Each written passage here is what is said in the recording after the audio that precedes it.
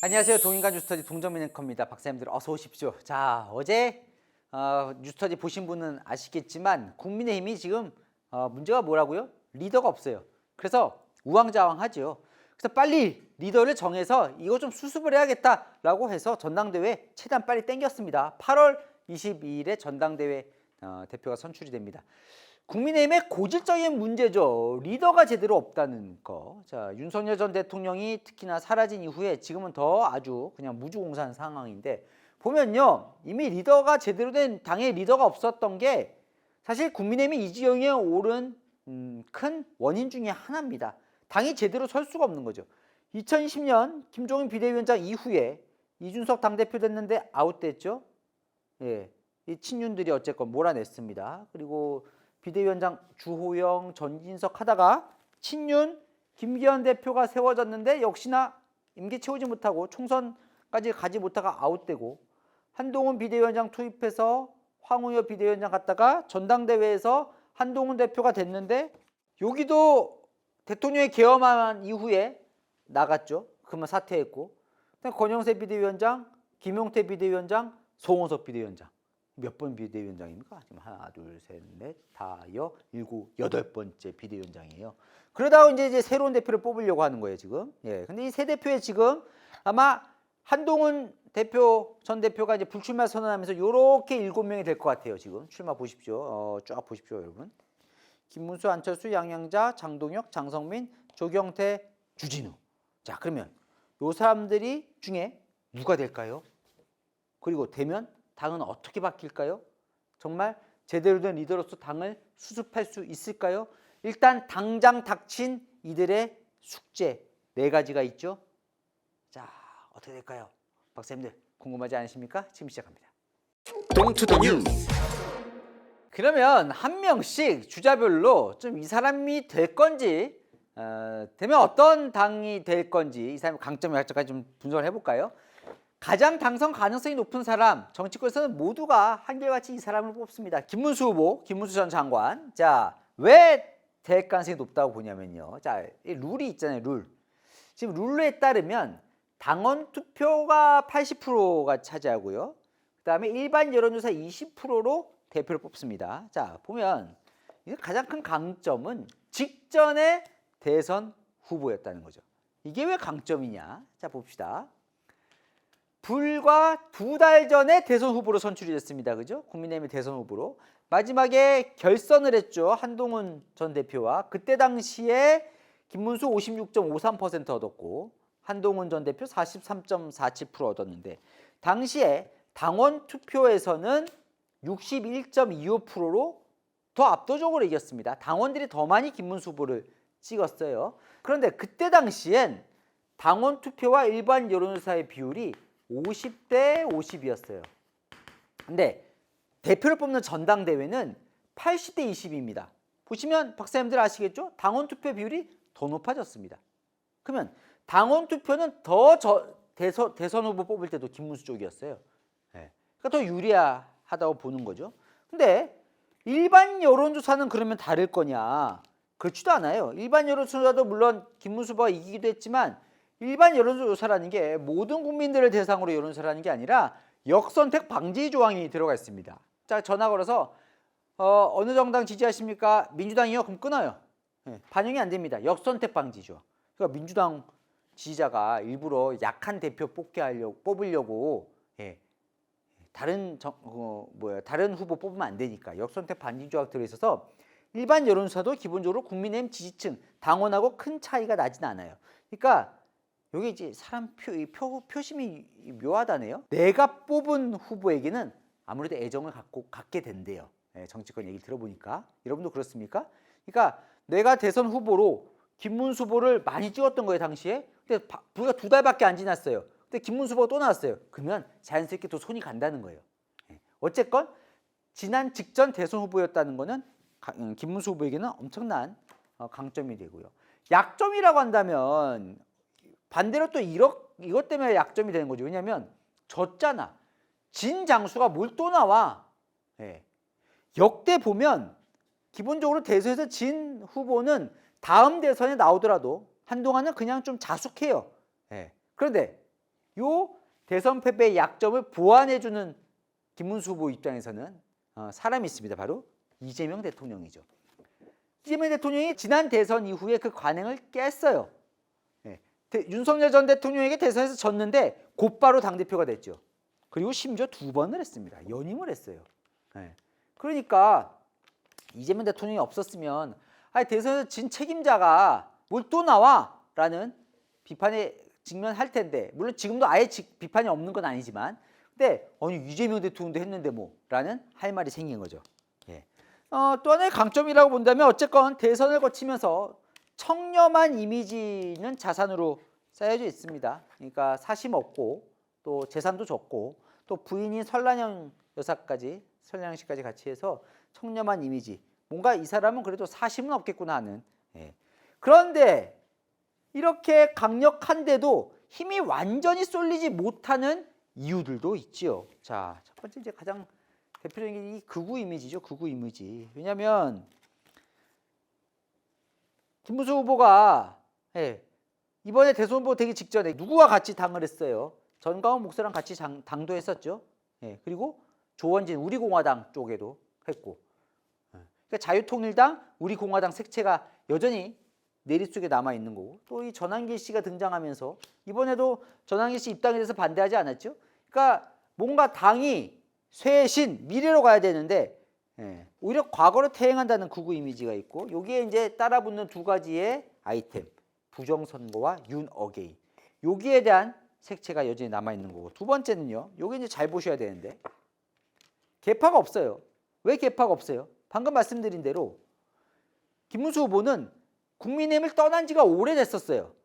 그러니까 이번에 계엄 터지고 대선 후보로 나오면서 입당을 했습니다. 입당. 국민의힘 다시 들어왔다는 얘기죠. 왜 다시 들어왔어요? 여기랑 같이 당을 했었으니까, 예전에. 한다고 탈당을 했었으니까. 자, 그게 무슨 얘기냐면 개파가 없어요. 김문수 후보로서는 약점인 거는 지난 시간 뉴스터디 보신 분은 알겠지만, 지금의 이 국민의힘의 그 주류는 누구예요? 친윤이죠, 친윤.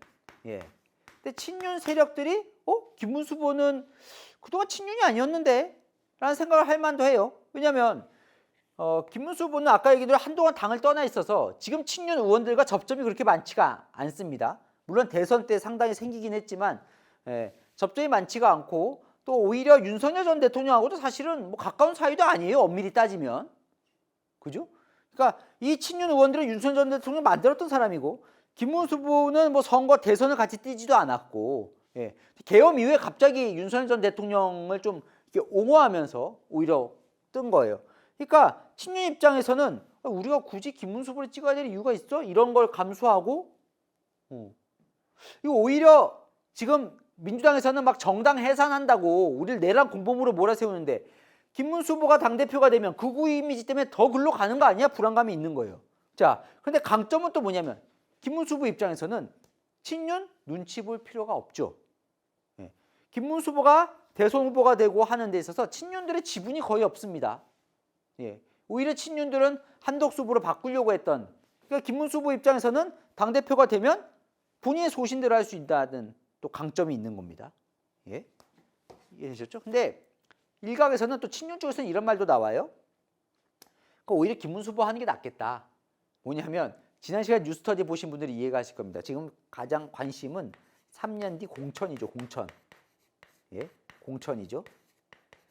그런데 김문수 후보랑 접점이 없잖아요. 그러면 본인들은 3년 뒤에 공천 받으면 돼요. 그러니까 김문수 후보 그냥 당대표 지금 하고, 이미 이왕 어차피 당대표 임기는 2년밖에 안 되고 내년 지방선거에서 어차피 이기기도 힘들 것 같은데 지방선거 지면 김문수 후보 그냥 물러나지 않겠냐.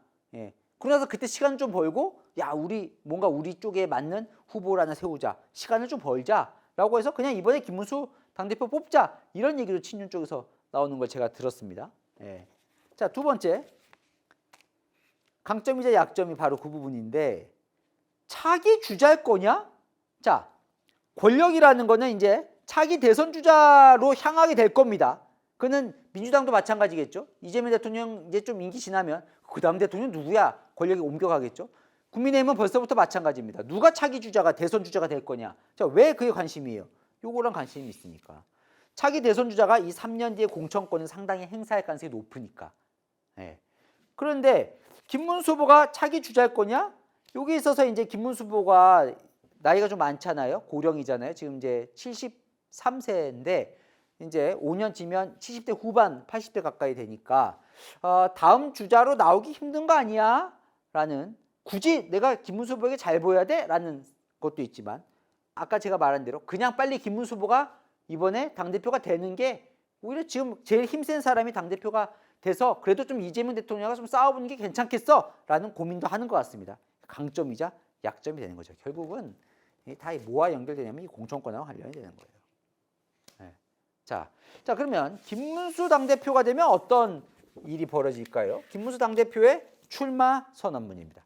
명확합니다. 지향점이 명확해요. 보시죠. 반미, 극좌, 범죄 세력들이 이재명 정부와 민주당을 접수했습니다.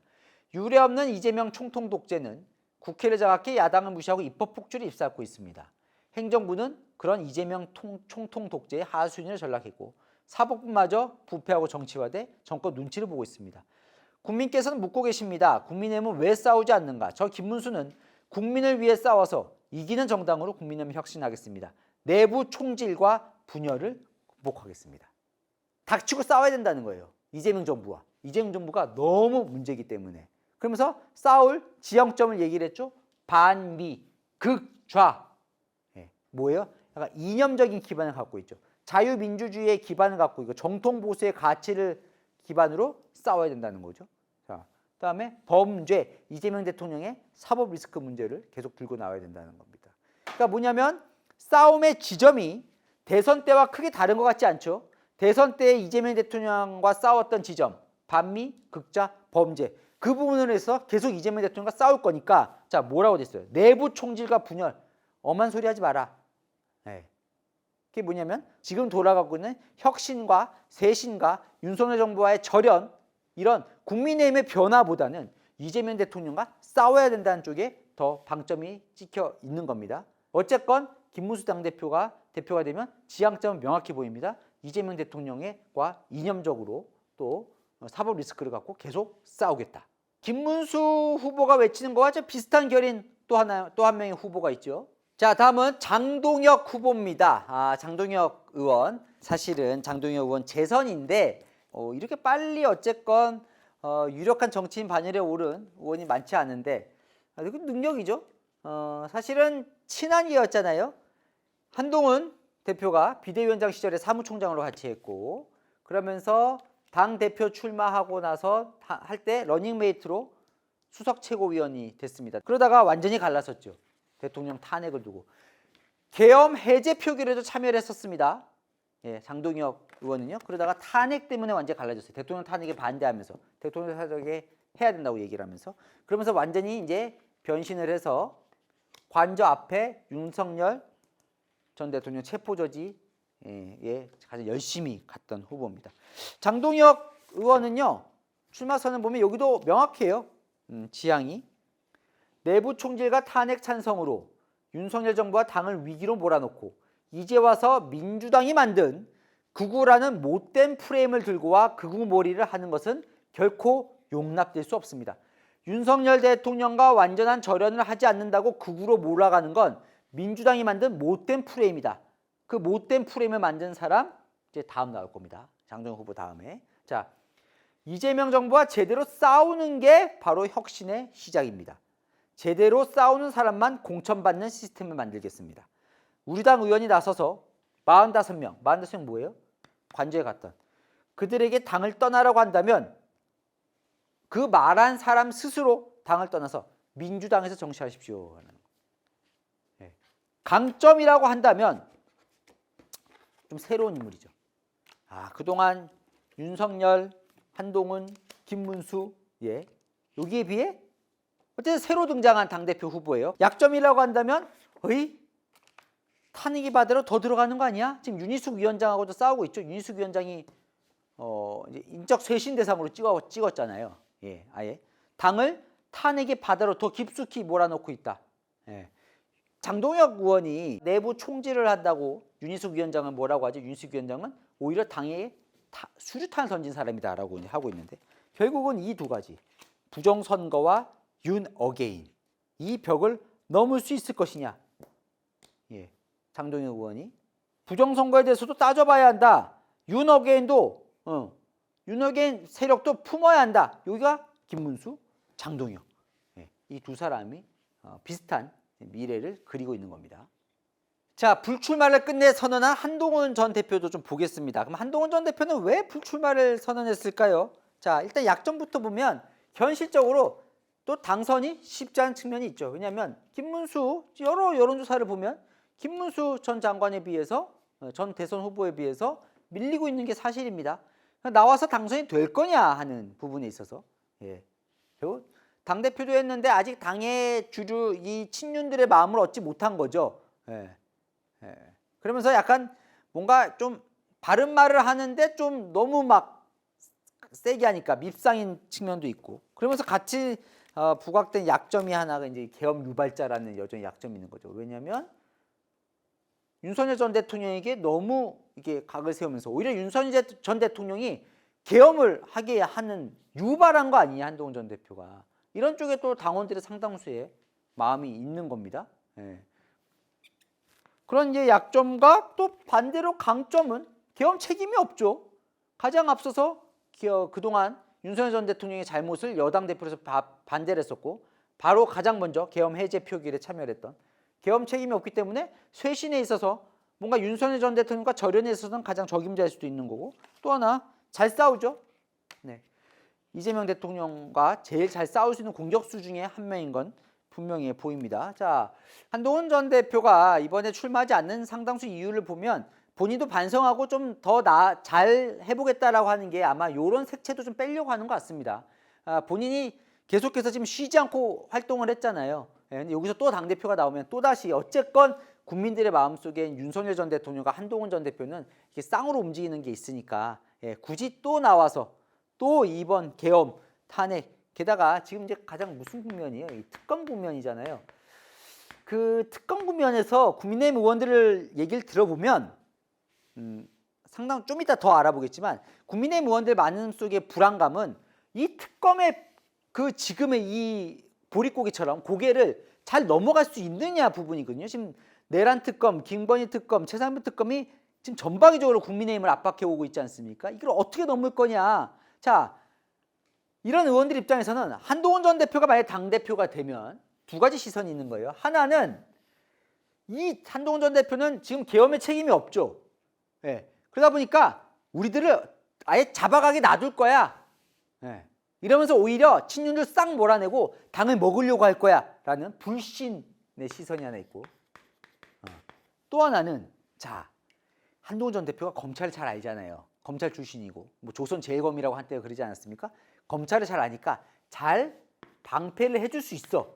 그러니까 뭐냐면 진짜 문제가 되는 뭐 의원들은 당연히 뭐 하겠지만 그렇지 않은 대다수의 국민의 의원들을 오히려 더 잘 막아줄 수 있을 거야. 검찰을 잘 아니까 라는 약간 기대 이런 것들이 섞여 있더라고요. 예, 제가 만나보니까 어쨌건 한동훈 대표는 지금 전 대표는 출마하지 않기로 했습니다. 그중에 가장 큰 이유 중에 하나는 당선이 지금 만만치 않은 상황이라는 거. 그리고 한동훈 전 대표 쪽 얘기를 들어보면 만약에 당대표가 된다 하더라도 지금 전환길까지 들어온 상황 이 과연 주류의 영남 친윤이 주류인 이 당 속에서 어쩜 쇄신의 공간이 나오겠느냐 지금 이 특검 국면에서 이런 고민도 있었다고 해요. 자 어쨌건 제1 고민은 과연 김문수 후보를 이길 수 있느냐였습니다. 자 그러다 보니까 나온 것들이 있습니다. 뭐냐면 지금 이제 반구구연대 얘기가 나오는 건데요.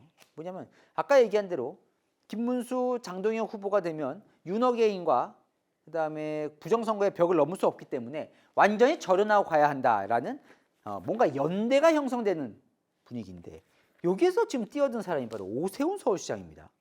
오세훈 서울시장이 안철수 만나고 조경태 만나고 하면서 지금 글을 올렸는데 뭐라고 글을 올렸냐면 지금은 정권 실패와 대선 패배에 책임 있는 분들이 물러서야 할 시점입니다.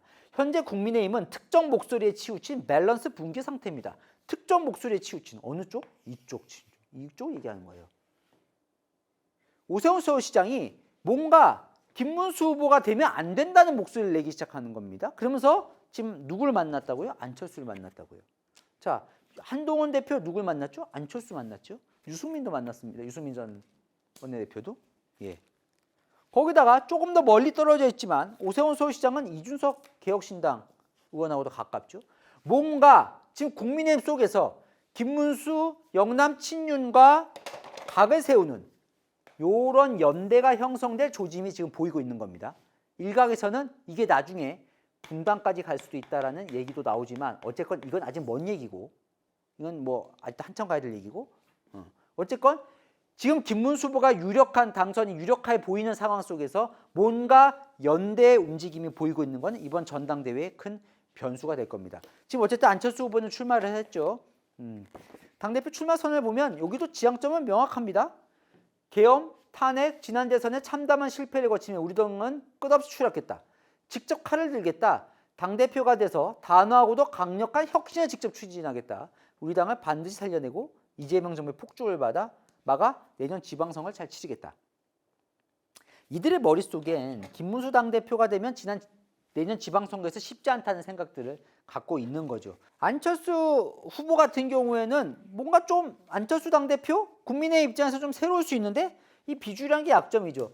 그리고 또 한 명 한동훈계라고 불리는 조경태 의원이 지금 출마를 선언했죠. 조경태 의원이 어쨌건 PK 지역이기도 하고 한동훈 쪽 계이기도 하고 또 워낙 선수가 높으니까 좀 그래도 많이 알려진 의원이 이제 한동훈계 입장에서는 출마를 한 거예요. 그러니까 여기도 아마 조경태 오세훈 시장의 조경태 의원도 만났죠. 그러니까 뭔가 여기도 이제 어차피 같이 이렇게 갈 겁니다. 뭐 나중에 되면 이제 단일화 얘기가 나올 수도 있을 것 같고요. 후보 단일화 얘기도. 조경태 당대표 출마 선언 보면 여긴 더 과격해요. 우리 당을 백척간도의 위기로 몰고 간 세력들을 청산하겠다. 이번 전당대회는 과거를 반성할 수 있는 마지막 기회다. 그래서 혁신에 동참하는 분들은 후보 단일화를 해야 한다라고 얘기를 하고 있는데 여기는 나중에 보면 알겠지만 거의 윤석열 전 대통령 옹호했던 사람은 당 나가라 거의 이런 쪽이죠. 아까 장동혁 의원이 관저 앞에 나간 45명 보고 나가라고 하는 사람이 민주당 가라. 그 사람이 이 사람이에요. 그죠? 조경태 의원 보고 민주당 가라고 한 겁니다. 장동혁 의원은. 예. 그 정도로 지금 각은 확실히 서 있는 거예요. 그중에 중간에 주진우 의원은 출마 선언했죠. 약간 중간자적 위치에서 젊고 강한 보수. 왜냐하면 이재명 정부가 지금 가장 강하게 싸우고 있으니까. 예. 젊고 강한 보수라고 해서 주진우 의원은 약간 중간자적 위치에서 지금 출마를 선언한 겁니다. 자, 그럼 이번 전당대회 최대 변수는 뭘까요? 동투더 뉴스. 이번 전당대회 가장 큰 변수는 누가 쥐고 있겠어요? 표를 갖고 있는 사람들이 쥐고 있겠죠. 예. 그들은 그러면 어떤 마음을 지금 갖고 있을까? 이건 제가 여기저기서 들은 취재 내용을 좀 종합해 보면 이런 것 같아요. 자, 표 누가 갖고 있습니까? 국민의힘 의원들 일단 갖고 있죠. 뭐 당원 80% 아까 말씀드린 대로 여론 20%지만 어쨌든 당원 80%의 상당수는 또 이 의원들이 영향을 미치니까요. 그럼 이들은 어떤 생각을 갖고 있을까? 지금 세 가지 지금 이런 생각들을 할 겁니다. 야, 이번 특검 이거 어떻게 넘기지? 왜냐하면 지금 아까 말씀드린 대로 의원들을 향해서 지금 국민의힘 의원들을 향해서 지금 압박이 들어오고 있으니까요. 지금 의원들 지금 혼란스러워요. 왜냐면요, 보십시오. 지금 각종 이제 권성동 의원도 압수수색 당했죠. 이철규 의원 압수수색 당했죠. 뭐 지금 김성규 의원 출국 금지 당했죠. 임종득 의원 압수수색 당했죠. 여러 명 압수수색 당하고 있는데 그때 이제 항의하러 가거든요. 의원들이. 근데 그 숫자가 보면 한 20여 명밖에 안 됩니다. 그럼 20여 명 누가 갔냐? 주로 다 지도부들이에요. 무슨 얘기예요? 지도부 말고는 항의하러 가지도 않아요. 뭔가 지금 의원들이 많이 복잡한 거예요. 본인에게 또 칼이 날아올 수도 있는 상황이니까 지금 뭐 계엄 해제 표결에 참여하지 않은 모든 국민의힘 의원들을 대상으로 뭐 수사하겠다 뭐 이런 얘기도 나오는 거 아닙니까? 지금 민주당은 그렇게 주장을 하고 있잖아요. 자, 이게 왜 간단치 않은 게 그다음 넘어가면 정당 해산 지금 얘기도 나오잖아요. 국민의힘을 아예 해산시켜 버리겠다. 국민의힘 의원들 입장에서는 정당 해산되면 어떻게 됩니까? 그러면 자기들을 잘 지켜줄 수 있는 후보한테 마음이 가겠죠. 김문수 후보는 확실히 얘기를 했습니다. 김문수 전 장관은 확실히 지켜주겠다. 3대 특검이라는 정치 수사가 매일 뉴스를 도배하고 있다. 당대표가 되면 비상인권보호 변호인단을 구성해서 억울한 피해자들을 보호하는데 적극 나서겠다. 예. 그런데 또 헷갈려요. 국민의 입장에서는, 의원들 입장에서는. 아니, 근데 김문수 후보가 되면 약간 계엄을 좀 옹호한 것처럼 비춰지잖아요. 아까 얘기한 대로 윤어게인, 그죠? 부정선거. 자꾸 윤석열 전 대통령과 오버랩이 되는 게 많단 말이에요. 그러면 오히려 본인들을 지켜주는 게 아니라 더 정당 해산 빠르게 가는 민주당에게 길을 터주는 거 아니야? 라는 국민들도 또 여전히 합니다. 예. 그러니까 오히려 계엄에서 자유로운 사람이 당대표가 되는 게 정당 해산 같은 걸 막기에는 더 좋은 거 아니야? 라는, 물론 정당 해산을 뭐 엄청나게 지금 심각하게 걱정하고 있지는 않지만 어쨌든 늘 마음속에 뒷골에는 이제 땡기는 부분 중에 하나인 거죠. 국민의 입장에서는 사실은 아까 제가 어제 뉴스터디부터 계속 말씀드렸지만 공천이 제일 중요한데 이번 사실 전당대회는 공천과는 직결되는 전당대회는 아니니까, 희미한 공천이니까. 하지만 늘 마음속에 저 사람한테 줄을 서면 내 공천에 도움이 될까? 안 될까? 고민하겠죠, 당연히 전당대회에서. 네. 지금 이렇게 얘기하지만 조경태 후보는, 의원은 특검 대상자들은 당을 떠나라고 아예 나가라는 쪽이에요. 그러니까 약간 이게 버리는 쪽이죠. 조경태 의원은 이게 버리고 당 쇄신하겠다는 쪽이잖아요. 이게 여기는 이제 특검 대상자들이 만약에 본인이 된다고 생각하면 조경태 의원 같은 경우 좀 부담스러울 수 있겠죠. 네. 아주 강하게 지금 여기는 혁신과 쇄신을 외치고 있으니까요. 또 한 명의 표심은 누가 갖고 있어요? 제일 표 많이 갖고 있는 사람들은 결국 당원들이에요. 당원들의 마음은 어떨까요? 일단 이재명 대통령에 대해서는 여전히 반감이 있겠죠. 국민의힘 당원들이니까. 윤석열 전 대통령에 대해서는 애증이 있을 겁니다. 예, 여전히 윤석열 전 대통령이 잘못했다, 그러니까 계엄에 대해서는 대부분 잘못했다고 하겠지만 어쨌건 본인들이 배출한 대통령에 대해서는 여전히 애도 좀 남아있을 수 있죠. 뭐 그 애가 그냥 좋아하는 진짜 애가 아니라 어쨌건 마음의 짠함과 이런 것들이 갖고 있을 수 있는 거예요. 동정심. 그러면서도 당을 이렇게 만든 증오도 여전히 같이 갖고 있을 거고요. 그러면서 전반적으로는 지금 당원들은 화가 많이 나 있는 것 같아요. 누구에 대해서? 지금 윤석열 전 대통령에 대해서도 화가 나 있는 거고, 한동훈 전 대표도 뭔가 이 사람도 책임이 있는 것 같고, 대선에서 진 김문수 후보도 책임이 있는 것 같고, 그런데 또 이들을 뛰어넘을 새로운 인물은 딱 나타나는 건 아니고, 그러다 보니까 당원들이 투표율이 낮을 거다 뭐 이런 얘기를 많이 나오던데, 어쨌건 아직까지 뭔가 당원들은 이런 고민 속에 있는 것 같고, 그런데 또 반대로 당원들이 있지만 국민의 입장에서는 선거에서 이기려면 중도층 마음을 잡아야 되잖아요. 중도층은 어떤 마음이에요? 윤석열은 이제 아니다, 완전히 선을 긋는 거고, 이재명 대통령에 대해서는 지켜보는 거죠. 지금 좀 잘하네. 잘하는 줄 알았더니 좀 못하네. 여기는 왜? 중도라는 건 이재명 대통령에 대한 맹목적인 지지자들은 아니니까. 국민의 입장에서는 선거에서 이기려면 이들의 마음을 갖고 와야 하는 상황인 거죠. 이런 것들이 표심이 되는 겁니다. 어려운 것 같아요, 그죠? 지금 이렇게 다양한 지금 생각들이 얽혀서 이번 전당대회에 누가 대표가 되는지가 선출이 되는 겁니다. 자, 그럼 마지막 정리 한번 해보겠습니다. 동투더 뉴스. 박사님들, 제가 처음에 오프닝 할 때 이 네 가지가 이제 앞으로 당대표가 될 사람들은 과제처럼 남아 있을 거라고 말씀드렸는데, 후보마다 이 사람들 중에 누가 당대표가 되겠죠. 물론 나머지 3명 더 있지만 어쨌든 현재로서는 요 중에서 지금 지지율을 보면 나올 것 같은데, 그럼 이들이 당대표가 되면 어떤 일들이 벌어질까 한눈에 정리를 한번 해보려고 하는 겁니다. 지금 가장 이번 전당대회 들어서 시끄러운 게 뭐예요? 전환기 씨 어떻게 할 거냐 라는 거잖아요. 입당 어떻게 할 거야 라는 거죠. 결국은 아스팔트 우파와의 관계를 어떻게 형성할 거냐. 이게 이제 결과적으로는 윤어게인이나 부정선거 쪽하고의 관계 부분과도 이어지는 부분이죠. 여기에 대해서는 어떻게 돼요? 김문수, 장동희 후보는 껴안고 가야 된다는 거죠. 같이 가야지. 우파 가릴 게 어딨어. 모두가 다 함께 통합해야 되는데, 함께 가서 왜? 싸워야 되니까. 이재명 대통령과. 지금 안 그래도 힘이 없는데 다 쳐내면 이재명 대통령하고 누가 싸워? 지금 우리의 첫 번째 과제는 뭐라고요? 이재명 대통령과 싸우는 거. 자, 반면에 안철수, 조경태 후보는 나가세요. 아스팔트 우파 우리 당에서 나가세요. 이거죠. 두 사람은. 그래야 누구와 절연? 윤석열 전 대통령과 절연해야 됩니다. 그래야 당이 쇄신하고 혁신하고 중도로 나갈 수 있습니다. 라는 거예요. 그죠? 완전히 다릅니다. 이들이 되냐 이들이 되냐. 당장 전환길 씨가 입당이 취소되냐 안 되냐가 여기 결정되는 거예요. 결론적으로. 두 번째 과제, 지방선거에서 이겨야 되는 거죠. 이제 내년 6월이니까 이제 1년도 안 남았잖아요. 내년 지방선거에서 어떤 당대표가 되는 게 지방선거에 유리할 거냐. 그럼 지방선거에 유리하게 되려면 뭐예요? 이재명 대통령과 잘 견제해서 싸울 수 있는 야당이 돼야겠죠. 그냥 무턱대고 싸우는 게 아니라 싸워서 국민들의 마음을 얻을 수 있는, 정말 이재명 대통령의 잘못된 부분을 지적하고 또 야당으로서 협치를 할 건 또 협치를 해야 국민들이 좋아하겠죠. 무턱대고 이재명 대통령 하는 거 다 싫어, 다 반대 하면 그 윤석열 정부 때 자기들이 비판했던 민주당하고 다를 게 없는 거 아니겠습니까? 어쨌든 국민들의 마음을 얻기 위해서는 누가 이재명 대통령과 잘 싸우면서도 국민들 마음을 얻어서 지방선거에서 승리할 수 있을 것이냐를 놓고 이 당대표 이번 선택의 조건 중 하나가 되겠죠. 세 번째, 특검 수사 어떻게 할 거냐.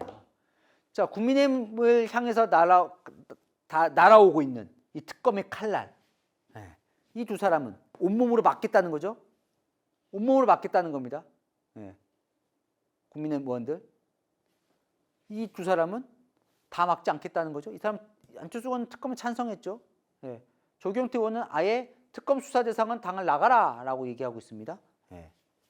그냥 잡아가세요 하진 않을 수 있지만 어쨌든 기본적으로는 좀 가려서라도 뭔가 계엄과 관련해서 책임질 사람은 책임을 지게 하는, 그 전에 윤석열 정부의 뭐 김건희 여사나 관련돼 있어서 뭔가 죄가 있어 보이는 사람은 보호해주지 않는 그런 스탠스를 갈 가능성이 높죠. 자, 마지막으로 지금 당의 주류는 친윤인데 친윤 주류와 어떤 관계를 형성할 것이냐.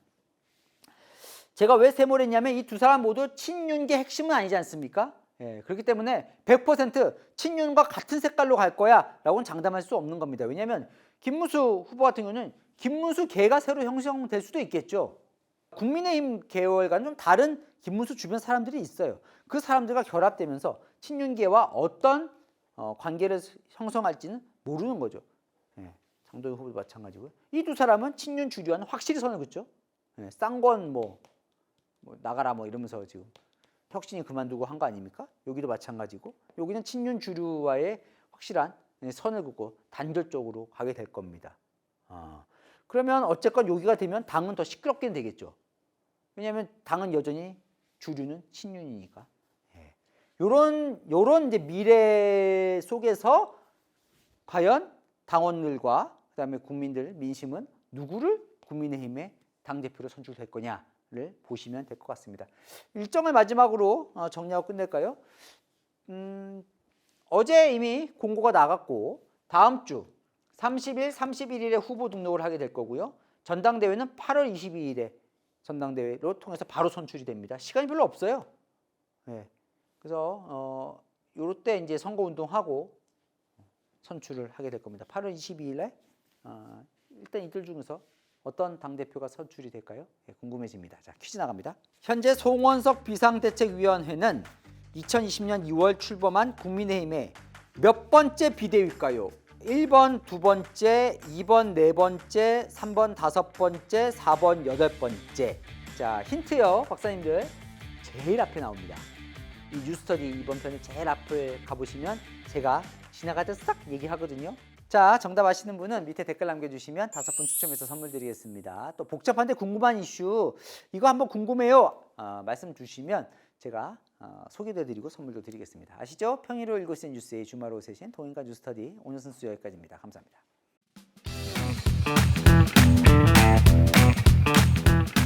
자, 박사님들 퀴즈 정답 보고 가십시오. 자, 291회 퀴즈였습니다. 정동영, 정성호, 강선우 등 현역 국회의원 장관 후보자들에게 제기된 공통된 의혹은 두구두구두구 이 편의 제목의 힌트였습니다. 바로 1번 이해 충돌입니다. 자, 5분 발표합니다. 김종길님 이해 충돌입니다. 잘 맞춰주셨고요. 이은숙님 1번 이해 충돌 정답입니다. 김헌상님 1번 V3님 1번 이해 충돌 잘 맞춰주셨고요. 마지막 발표 정답자는요.